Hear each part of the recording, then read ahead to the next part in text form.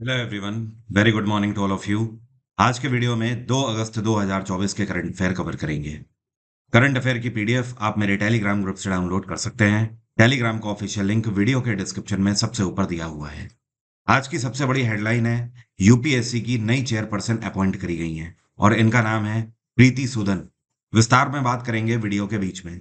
सबसे पहले बात कर लेते हैं कल के क्वेश्चन की। कल मैंने आपसे सवाल ये पूछा था पॉलिटी का कि किसी भी स्टेट का जो गवर्नर होता है, मतलब जो राज्यपाल होता है, इसको शपथ किसके द्वारा दिलाई जाती है। तो इसका सही आंसर है, तो गवर्नर को जो ओथ है ये दिलाते हैं chief justice of high court. जैसे मान लीजिए कि उत्तर प्रदेश का जो गवर्नर है, तो उसको उत्तर प्रदेश हाई कोर्ट के जो चीफ जस्टिस होंगे उनके द्वारा ओथ दिलाई जाएगी। अब यहाँ पर आपसे आर्टिकल भी पूछा जाता है, तो इसके लिए आर्टिकल 159 में प्रावधान है। मतलब कहने का ये कि अगर आपसे पूछा जाए कि राज्यपाल के शपथ के बारे में कौन सा आर्टिकल बताता है या अनुच्छेद बताता है, तो आपका आंसर होगा आर्टिकल 159 में बताया गया है कि राज्यपाल शपथ ग्रहण करेंगे उच्च न्यायालय के मुख्य न्यायाधीश के द्वारा। और कभी कभी पूछ लेता है डायरेक्टली कि किसी भी स्टेट के गवर्नर के लिए कौन सा आर्टिकल है, तो आर्टिकल 153 ये बताता है कि हर एक राज्य का एक राज्यपाल होगा।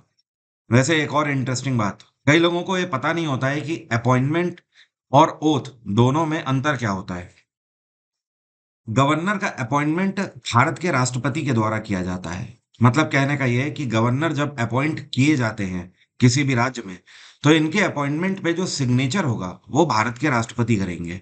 लेकिन इनको शपथ कौन दिलाएंगे, तो वो हाई कोर्ट के चीफ जस्टिस के द्वारा शपथ दिलाई जाएगी। तो हाई कोर्ट का जो चीफ जस्टिस है वो एक तरीके से उस प्रक्रिया को संपन्न करा रहे हैं जो कि अपॉइंटमेंट की होती है। लेकिन मेन अपॉइंटमेंट भारत के राष्ट्रपति के ही द्वारा गवर्नर का होता है। और गवर्नर अपना रेजिग्नेशन किसको देते हैं, ये भारत के राष्ट्रपति को ही अपना रेजिग्नेशन देते हैं। अब शुरू करेंगे करंट अफेयर। हमारी डिफेंस की ये कौन सी यूनिट है जिसके द्वारा ई सेहत लॉन्च किया गया है। इस यूनिट के अंदर सभी को टेली कंसल्टेंसी प्रोवाइड करने के लिए, तो यह है इंडियन आर्मी, भारतीय सेना के द्वारा ई सेहत लॉन्च किया गया है। इसका मतलब है electronic services, e health assistance and teleconsultation. Main उद्देश्य इसका यह है कि हमारी इंडियन आर्मी के जवान हों चाहे अधिकारी हों, उनकी जो फैमिलीज हैं, जवान तो ड्यूटी कर रहा है बॉर्डर पे, लेकिन इनकी फैमिलीज को अगर कोई भी मेडिकल या हेल्थ इश्यूज हैं, तो वो सेना में मौजूद जो डॉक्टर्स हैं उनके क्लिनिक्स भी जाने की अब उन्हें जरूरत नहीं होगी। वीडियो कॉलिंग के थ्रू वो कंसल्टेशन ले पाएंगे और वही सारी चीजें उन्हें, जो रूटीन चेकअप्स वगैरह होंगे, वो सारा वीडियो कॉलिंग के थ्रू हो पाएगा। अगर जरूरत पड़ी तो उन्हें बुला लिया जाएगा, अदरवाइज सारा वीडियो कॉलिंग के थ्रू मॉनिटरिंग एंड वॉचिंग होती रहेगी पेशेंट की। और इस टाइम पर इंडियन आर्मी के जनरल कौन है, ये हैं उपेंद्र द्विवेदी। ये पिछले महीने ही अपॉइंट किए गए हैं, ध्यान रखिएगा। और इन्होंने मनोज पांडे को सक्सीड किया था। और इंडियन आर्मी डे हम लोग कब मनाते हैं, ये 15 जनवरी को हर साल मनाते हैं। इंडियन नेवी डे कब मनाते हैं, 4 दिसंबर को। और इंडियन एयरफोर्स डे 8 अक्टूबर को मनाते हैं। ये कौन सा संस्थान है जिसको ग्लोबल वाटर टेक अवार्ड 2024 से सम्मानित किया गया है, और ये अवार्ड इनको एनवायरनमेंट को बचाने के लिए दिया गया है। तो ये है Delhi metro. Delhi metro rail corporation को ग्लोबल वाटर टेक अवार्ड 2024 से सम्मानित किया गया है। इसका मेन उद्देश्य ये है कि दिल्ली मेट्रो में जहां पर भी पानी का यूज होता है, दिल्ली मेट्रो ने बखूबी उसका मैनेजमेंट किया है। जैसे कि दिल्ली मेट्रो के अंदर जो वॉशरूम्स बने हुए हैं जगह जगह पर मेट्रो स्टेशन पे, वहां पर इन्होंने पानी की बचत करते हुए एक अच्छे तरीके से मैनेज किया है। और जरूरत क्या पड़ती है, मेट्रो की साफ सफाई के लिए पानी की जरूरत पड़ती है, उस पर भी इन्होंने बेहतर मैनेजमेंट किया है। आपको ये पता होना चाहिए, भारत की सभी मेट्रोज में दिल्ली मेट्रो सबसे हाईटेक मेट्रो है। और अगर आपसे पूछा जाए भारत की सबसे पुरानी मेट्रो कौन सी है, तो आपका आंसर होगा कोलकाता मेट्रो, जिसकी शुरुआत 1984 में ही हो गई थी। NIIT institute of finance and banking and insurance के द्वारा एक प्रोग्राम लॉन्च किया गया है जिसका नाम है एस बैंकर प्रोग्राम। ये इन्होंने कौन से बैंक के साथ मिलकर लॉन्च किया है, तो एनआईआईटी आईएफबीआई ने ये एचडीएफसी बैंक के साथ मिलकर एक नया प्रोग्राम शुरू किया है जिसका नाम है एस बैंकर प्रोग्राम। अब इसका मेन उद्देश्य समझ लीजिए। ऐसे लोग जो कि प्राइवेट बैंकिंग में जाना चाहते हैं, वो चाहते हैं आगे चल के कि वो प्राइवेट बैंक में काम करें, जैसे कि एक्सिस हो गया, एचडीएफसी बैंक हो गया, आईसीआईसीआई हो गया, यस बैंक हो गया। तो उनके लिए एक नया प्रोग्राम चालू किया गया है। ये प्रोग्राम 45 दिनों का एक ट्रेनिंग प्रोग्राम होता है। खास बात यह है कि ये एनआईआईटी के कैंपस में ही आयोजित किया जाता है प्रोग्राम। तो आपको इन्हीं के हॉस्टल में रहना होगा। 45 दिन की ट्रेनिंग के बाद आपका एक प्रॉपर एग्जाम होगा। वो एग्जाम अगर आप क्वालिफाई करते हैं तो एनआईआईटी की तरफ से आपको एक सर्टिफिकेट मिलेगा, एचडीएफसी बैंक की भी तरफ से आपको एक बैंकर सर्टिफिकेट मिलेगा। तो ये माना जाएगा कि प्राइवेट सेक्टर बैंकिंग के लिए आप एलिजिबल हैं। अब इसके बाद क्या होगा कि आप प्राइवेट बैंक्स में आराम से जा सकते हैं उनके एग्जाम को क्लियर करके। जैसे कि ICICI bank, axis bank, HDFC bank, इनमें अगर नौकरियां लगती हैं, निकलती हैं, मान लीजिए पीओ या फिर क्लर्क की, तो आप उन नौकरियों को फॉर्म फिल कर सकते हैं और सिर्फ एक इंटरव्यू देके ही एंट्री मार सकते हैं इन प्राइवेट बैंक्स में। तो अल्टीमेटली आप ये बोल सकते हो प्राइवेट बैंक में जाने के लिए ये एक new and direct program launch किया गया है दोनों के द्वारा मिलकर। सेबी के द्वारा इनके इन्वेस्टर्स के लिए एक नया चैटबॉट लॉन्च किया गया है। इसका नाम क्या है? तो सेबी ने एक नया चैटबॉट निकाला है। इसका नाम है सेवा। क्या नाम है? सेवा। यहाँ पर सेवा का मतलब क्या है? S for security, E for exchange, and V for virtual, and A for assistance. मतलब अगर पूरा बोलें तो security and exchange virtual assistance. अब ये जो चैटबॉट है इसका यूज आप इस तरीके से कर सकते हो, जैसे कि आपको पता है कि सेबी पूरे भारत भर में शेयर मार्केट को मॉनिटर और कंट्रोल करता है। तो अगर आप शेयर मार्केट के बारे में कुछ भी जानना चाहते हो, आप इस चैटबॉट से पूछ सकते हो। आप राइटिंग के थ्रू भी पूछ सकते हो, लिख कर भी। और अगर आप वर्बली पूछना चाहें, जैसे कि आप गूगल में कुछ भी वर्बली पूछ के आंसर ले लेते हो, वैसे भी आप इससे पूछ सकते हो। डेली का आप शेयर मार्केट का रूटीन वगैरह अगर आप जानना चाहते हैं, या फिर मान लीजिए आपकी कोई शिकायत है, शेयर मार्केट में पैसा लगाने पर आपका कोई पैसा डूब गया है जिसके लिए आपको प्रॉपर रीजन नहीं मिला है, तो आप इस तरीके की शिकायतें भी इसके ऊपर दर्ज कर सकते हैं। सेबी की स्थापना 1992 में करी गई थी। इसका हेडक्वार्टर है मुंबई और इस टाइम पर सेबी की चेयरपर्सन है माधवीपुरी बुश। क्या नाम है? माधवीपुरी बुश। पिछले साल ही इनका अपॉइंटमेंट हुआ था। और ध्यान रखिए, माधवीपुरी बुश सेबी की पहली महिला चेयरपर्सन है। यूपीएससी के नए चेयरपर्सन के रूप में किसका अपॉइंटमेंट हुआ है? आपको याद होगा पिछले सप्ताह ही मैंने आपको बताया था कि यूपीएससी के चेयरपर्सन मनोज सोनी ने अपना कार्यकाल खत्म होने से पहले ही रिजाइन कर दिया था। मनोज सोनी को पिछले साल ही अपॉइंट किया गया था 2023 में, और इनका जो कार्यकाल था ये 2029 में खत्म होना था। क्योंकि आपको पता है पॉलिटी में ये आप पढ़ते हो कि यूपीएससी के चेयरपर्सन का कार्यकाल 6 साल का होता है। तो इन्होंने 1 साल के बाद ही अपने पर्सनल रीजंस की वजह से रिजाइन कर दिया। तो ऐसे में अब नई चेयरपर्सन है प्रीति सूदान। ठीक है। और प्रीति सूदान का जो कार्यकाल है ये लंबा नहीं चलेगा। अगले साल 2024 में ही ये रिटायर हो जाएंगी। वो एक अलग बात होती है कि कभी कभी अपॉइंटमेंट कैबिनेट कमेटी की तरफ से कुछ महीनों का एक्सटेंशन और दे दिया जाता है। बट फिलहाल अगर बात करी जाए तो ये अगले साल 2025 में, माफी चाहता हूँ, 2025 में 65 साल की ये हो जाएंगी। और यूपीएससी का जो चेयरपर्सन है उसका कार्यकाल 6 साल का होता है और रिटायरमेंट एज 65 साल की। दोनों में से जो भी पहले कंडीशन सर्व हो जाती है वो रिटायर हो जाता है। तो ये इस टाइम पर 64 की हैं, 1 साल ये सर्व कर पाएंगे। और यूपीएससी के लिए हमारे संविधान में आर्टिकल 315 में प्रावधान है।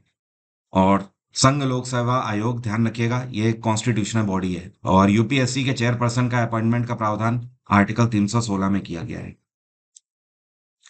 क्या आपको पता है यूपीएससी की स्थापना भारत में कब करी गई थी? जब भारत आजाद नहीं हुआ था, 1926 में इसकी स्थापना करी गई थी। हाल ही में वर्ल्ड रेंजर डे 2024 मनाया गया है। इसकी थीम क्या थी? यूनाइटेड नेशंस के द्वारा जो लागू करी गई है। तो वर्ल्ड रेंजर डे जो है ये मनाया जाता है हर साल 31 जुलाई को। और इस दिवस को मनाने के पीछे का मेन उद्देश्य ये है कि वो रेंजर्स जो कि फॉरेस्ट को प्रोटेक्ट करने का काम करते हैं, जैसे कि पशु पक्षियों को बचाने का काम करते हैं और एनवायरनमेंट को बचाने का काम करते हैं, हर साल ऐसे कई सारे रेंजर्स मारे जाते हैं जिनकी जान जंगलों में ही चली जाती है। तो उनको याद करने के लिए उनको एक तरीके से ट्रिब्यूट है ये दिवस। और इस बार की जो थीम थी ये थी 30 बाई 30। क्या थी? 30 बाई 30। 30 बाई 30 का मतलब क्या है?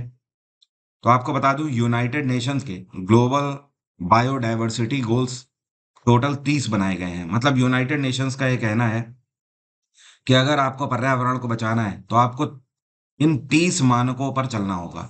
ये 30 अलग अलग पैरामीटर बनाए गए हैं। जैसे कि आपको मरीन हैबिटेट को संभालना होगा, मछलियां हमारी प्रजातियां खत्म ना होने पाए, आपको ग्लेशियर्स बचाने होंगे, पेड़ पौधे बचाने होंगे, ठीक है, पशु पक्षियों को बचाना होगा, इस तरीके के टोटल 30 नॉर्म्स हैं। इस वजह से 30/30 इसकी थीम रखी गई है कि 30 में से 30 सारे नॉर्म्स को हमें पूरा करना है। ये कौन सी यूनिवर्सिटी है भारत की जिसको यूनाइटेड नेशंस के इकोसॉक स्पेशल कंसल्टेटिव स्टेटस से सम्मानित किया गया है? तो यूनाइटेड नेशंस का एक विंग है जिसको बोलते हैं इकोसॉक, और इकोसॉक का मतलब क्या है? Economic and social council. तो इसके द्वारा भारत की KIIT DU को सम्मानित किया गया है। KIIT DU का मतलब है, ये उड़ीसा के भुवनेश्वर में स्थित है, Kalinga institute of industrial technology deemed to be university. तो इनको इसलिए सम्मानित किया गया है कि इन्होंने सस्टेनेबल डेवलपमेंट गोल्स पर जिस तरीके से ध्यान दिया है।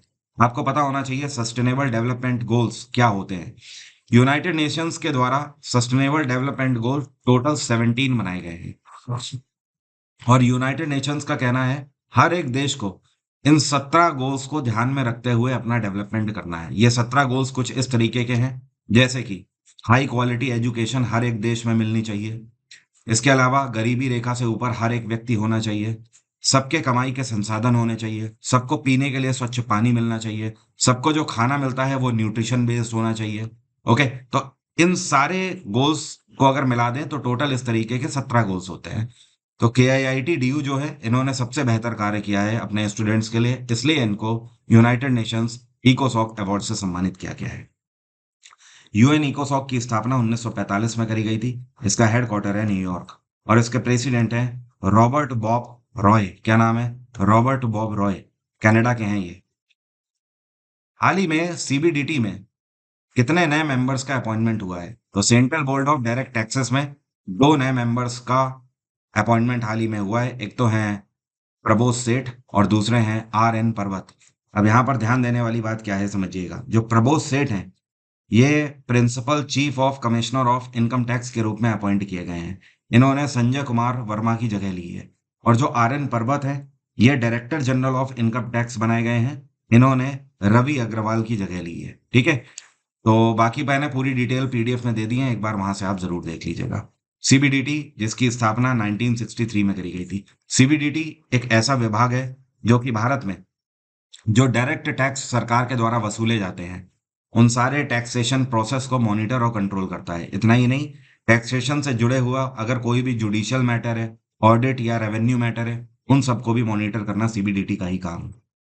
और इसका हेडक्वार्टर है नई दिल्ली। पहले चेयरपर्सन CBDT के थे यमुना प्रसाद सिंह। कौन? JP सिंह।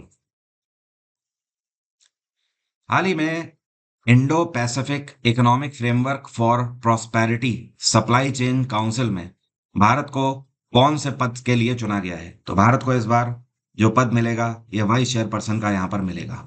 तो इस बार इंडो पैसिफिक इकोनॉमिक फ्रेमवर्क की जितनी भी मीटिंग्स होंगी, जितनी भी कॉन्फ्रेंस होंगी, उसमें उपाध्यक्ष के रूप में भारत रिप्रेजेंट करेगा इस पूरी काउंसिल को। और ये जो इंडो पैसिफिक इकोनॉमिक फ्रेमवर्क है, इसका मेन उद्देश्य ये है कि इंडो पैसिफिक रीजन में पड़ने वाले जितने भी देश हैं, वो सारे मेंबर कंट्रीज आपस में एक दूसरे को सहयोग करें, गरीबी रेखा से ऊपर आने के लिए सप्लाई चेन मैनेजमेंट पर ध्यान दें, आपस में व्यापार बेहतर और शांतिपूर्वक तरीके से करें, ताकि एक दूसरे की अर्थव्यवस्था को बढ़ावा मिले। नेशनल हाउसिंग बैंक के नए मैनेजिंग डायरेक्टर के रूप में किसको अपॉइंट किया गया है? तो ये जो आपको पिक्चर में दिखाई दे रहे हैं, इनका नाम है संजय शुक्ला। अब से ये नए मैनेजिंग डायरेक्टर होंगे नेशनल हाउसिंग बैंक के। संजय शुक्ला को अच्छा खासा एक्सपीरियंस है इस सेक्टर में, और इन्होंने जो अपने करियर की शुरुआत करी थी 1991 में LIC हाउसिंग फाइनेंस लिमिटेड में ऑफिसर के रूप में इन्होंने अपना करियर स्टार्ट किया था। उसके बाद साल 2016 में इन्होंने एक नई कंपनी की शुरुआत करी जिसका नाम है सेंट्रम हाउसिंग फाइनेंस लिमिटेड। उसके CEO भी हैं ये। अब ये नेशनल हाउसिंग बैंक की बागडोर संभालेंगे, जो कि एक सरकारी संस्थान है। और 1988 में NHB की स्थापना करी गई थी। इसका हेडक्वार्टर है नई दिल्ली। एक और बात ध्यान रखिएगा, कल के वीडियो में मैंने आपको बताया था सिडबी के नए चेयरपर्सन एंड मैनेजिंग डायरेक्टर कौन अपॉइंट किए गए हैं। तो सिडबी के नए चेयरपर्सन का नाम आप ध्यान रखें, मनोज मित्तल। कौन है? मनोज मित्तल। और हाल ही में फेडरल बैंक के नए CEO कौन अपॉइंट किए गए हैं? इनका नाम है KV सुब्रमण्यम। यूनेस्को के द्वारा कितनी ऐसी साइट हैं जिनको वर्ल्ड हेरिटेज लिस्ट में शामिल किया गया है नई दिल्ली में मीटिंग के दौरान? तो बिल्कुल फिलहाल में अगर देखा जाए तो यूनेस्को के द्वारा एक साथ 24 नई साइट्स को शामिल किया गया है। और अगर टोटल की बात करें, ठीक है, तो इस टाइम पर पूरे दुनिया की अगर साइट्स को मिला दें तो उनमें से 1223 टोटल ऐसी साइट्स हैं जिनको यूनेस्को वर्ल्ड हेरिटेज लिस्ट में शामिल किया गया है। और इन 1223 में से 952 जो हैं ये कल्चरल साइट्स हैं, 231 नेचुरल साइट्स हैं और 40 मिक्स साइट है। ठीक है, नेचुरल साइट उन्हें बोला जाता है जिन्हें किसी ने बनाया नहीं है, अपने आप पर्यावरण के तौर पर वो बनी गई हैं। और ये जो 24 नई साइट्स यहाँ पर अभी जोड़ी गई हैं यूनेस्को की मीटिंग में, जिसका समापन 31 जुलाई को ही हुआ है, इसमें एक भारतीय साइट भी है। कौन सी? इसके भी बारे में मैं आपको 2-3 दिन पहले बता चुका हूँ। आसाम के मैदाम को। किसको? आसाम के मैदाम। और ये मैदाम क्या होते हैं? अहोम डायनेस्टी जिसने 13वीं शताब्दी में आसाम वाले रीजन पे राज किया है, तो उनके जो राजा रानियां होते थे या जो उनके रॉयल्स होते थे, मिनिस्टर्स होते थे, उनको दफनाने के लिए एक टीला ऐसे बनाया जाता था। इनको मैदाम बोलते हैं। तो इन मैदान को भी इस बार जगह मिली है। टोटल जो 24 साइट हैं डिफरेंट डिफरेंट कंट्रीज की, वो पूरी लिस्ट मैंने पीडीएफ में दे दी है, तो आप पीडीएफ से एक बार जरूर देख लीजिएगा। ये कौन से संस्थान हैं जिन्होंने हमारी आर्म्ड फोर्सेस के अंदर मेडिकल चैलेंजेस को फेस करने के लिए नई टेक्नोलॉजीज डेवलप करने के लिए पैक्ट साइन किया है? मतलब कहने का यह है कि हमारी आर्म्ड फोर्सेस में, क्योंकि इतने दुर्गम स्थलों में जगह जगह पर पोस्टिंग्स होती हैं, तो हर साल कई सारी नई बीमारियां देखने को मिलती हैं हमारे सोल्जर्स में। जैसे कि सियाचिन ग्लेशियर में -50 डिग्री रहता है, और राजस्थान के कुछ ऐसे बॉर्डर एरियाज हैं जहाँ पे बहुत ज़्यादा भयानक गर्मी रहती है, तो कई बार स्किन डिसीज होती है। उसके अलावा और भी नई नई तरीके की डिसीज हैं, तो उनसे निपटने के लिए न्यू टेक्नोलॉजीज डेवलप करना ज़रूरी है, जिसके लिए इनोवेशंस एंड डिफेंस एक्सीलेंस और साथ में आर्म्ड फोर्सेस मेडिकल सर्विसेज, इन दोनों के बीच में पैक्ट साइन हुआ है। दोनों रिसर्च करके नए मेडिकल डिवाइसेस बनाने का काम करेंगे। ये जो पैक्ट है, ये आईडेक्स की तरफ से अरुण वाजपेयी जी ने साइन किया है, जो कि इसके डिफेंस प्रोडक्शन के सीईओ हैं। और आर्म्ड फोर्सेस मेडिकल सर्विसेज की तरफ से डायरेक्टर जनरल जो है इनके, लेफ्टिनेंट जनरल दलजीत सिंह के द्वारा साइन किया गया है। अब मेरा आज का सवाल आपसे बहुत ही सिंपल है, और ये कंप्यूटर का क्वेश्चन है। क्या आप बता सकते हो मल्टीपल इंटरकनेक्टेड टेबल्स को किस नाम से जाना जाता है? नेटवर्क, डुप्लेक्स नेटवर्क, डेटाबेस या फिर रिलेशनल डेटाबेस? कमेंट बॉक्स में लिखकर बताइए, देखो कौन बता पाता है। एग्जाम्स के लिए बहुत ही कम दिन बचे हुए हैं। अगर आप अपना समय बचाना चाहते हैं तो आप मेरा जीएसजीके का फाउंडेशन बैच अवेल कर सकते हैं। एक ही बार में आपको कंप्लीट पैकेज मिल जाता है, जिसका लिंक मैंने वीडियो के डिस्क्रिप्शन में दिया हुआ है। एग्जाम इंजन एप्लीकेशन से भी आप इसे प्राप्त कर सकते हैं, डायरेक्ट लिंक भी मैंने दे दिया है। अगर आप जीएसजीके के साथ रीजनिंग का भी कंप्लीट बैच अवेल करना चाहते हैं तो भी आपके पास ऑप्शन है, और डिस्काउंट ऑलरेडी चल ही रहा है, तो आप उसे अवेल कर सकते हैं। यहाँ से आप सिलेबस देख सकते हैं, मैंने सब कुछ कवर किया हुआ है इस बैच में। आपको पता ही है, मेरा पढ़ाया हुआ आपको समझ आता है बहुत अच्छे से, तो इस बैच में आपको कोई भी तकलीफ नहीं होने वाली है। आप अपना समय जितनी जल्दी हो सके इस बैच की मदद से पूरा का पूरा सिलेबस कंप्लीट कर सकते हैं, क्योंकि एक ही बार में आपको सारी क्लासेस इसमें मिल जाती हैं। आज की बात यहीं तक रहेगी। Thank you so much, have a nice day, take care, bye bye, आपका दिन मंगलमय हो।